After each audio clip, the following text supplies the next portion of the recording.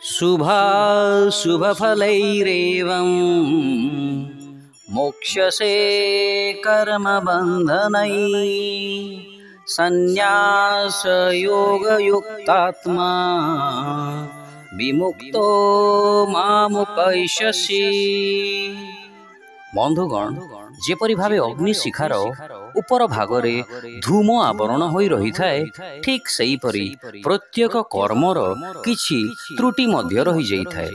आमे पृथ्वी उपरे चलिबा समय रे अजाणतरे आम पाद तले चापी होई लक्ष लक्ष क्षुद्र जीव जेपरि कि पिंपुड़ी और कीट मरी जाइथांती। कर्म क्षेत्र रे निजर कर्तव्य पालन करबाकू जाई आमे जेते सावधान रहिले मध्य परिवेशर क्षति करिथाउ एवं अन्य को आघात मध्य देइथाउ। गोटिए कप दही खाइले सेथिरे थिबा असंख्य क्षुद्र जीव मानंकु हत्या करिवार पाप मध्य करिथाउ एवं केतेक धर्म रे एपरि अनिच्छाकृत हत्या कम करिबा पई मुह को कपड़ारे ढांकी के रखिबार नियम रहिछि, किंतु एहा द्वारा मध्य श्वासक्रिया माध्यम रे जीव हत्यार दोष को संपूर्ण भावरे एडाई दिया जाई परिबो नाही। ज्ञातरे हेउ बा अज्ञातरे हेउ निज स्वार्थ को पूर्ति उद्देश्य रे कर्म करिबाकू जाई आमे जेउ पाप करिथाउ सेथि पई आमे निजे ही दायी। कर्मर विधान अनुसार आमको कर्म फल भोग करिबाकू पड़िथाए। शुभ कार्य मध्य बंधन कारक अटे, कारण यार फल भोगी भोग करिबाकू आत्मा को स्वर्ग को जीवाकू पड़िथाए। अतएव शुभ एवं अशुभ उभय कर्मर फल जन्म मृत्युर बंधन अटे। श्रीकृष्ण एई श्लोक रे कर्म फलरू मुक्त हेबा पई गोटाए सहज समाधान निर्देश दैछन्ति।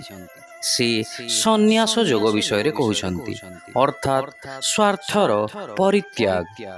से कहउछन्ति जे कर्म को भगवानक सुख पाई उत्सर्ग करिबा द्वारा आमे उभय भल एवं मंद कर्मर श्रृंखलरू मुक्त होई जाइथाउ।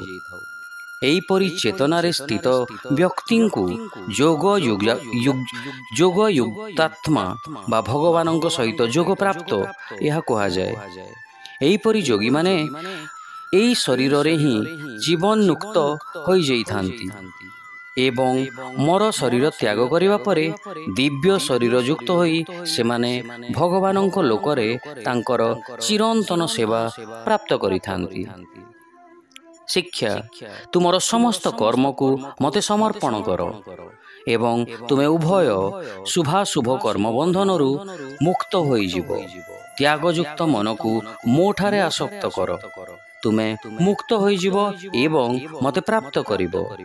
By dedicating all your works to me, you will be freed from the bondage of good and bad results. With your mind attached to me through renunciation, you will be liberated and will reach me. Hare Krishna.